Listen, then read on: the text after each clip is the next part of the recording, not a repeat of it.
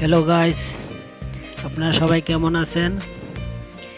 আমি যে কোম্পানিতে কাজ করি ওই কোম্পানিতে ক্যাটারিংয়ের কাজ করি।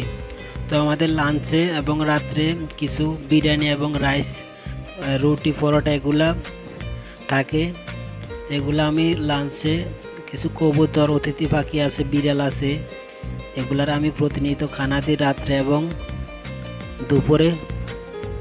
আসলে জানি না কতটুকু পুণ্যের কাজ করতেছি। বিগত 1 বছর পর্যন্ত আমি এগুলার খানা দিতেছি প্রতিদিন।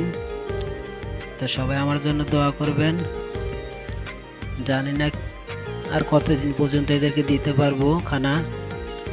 আমি খানাগুলো ডাস্টবিনে না ফেলে নির্দিষ্ট এক জায়গায় ওদেরকে আমি প্রতিনিয়ত এই খানাগুলো দিতেছি। রাইসগুলো বিরিয়ানির চাল, সাথে মটন আছে, আজকে মটন বিরিয়ানি, রুটি আছে, সাদা রাইস আছে।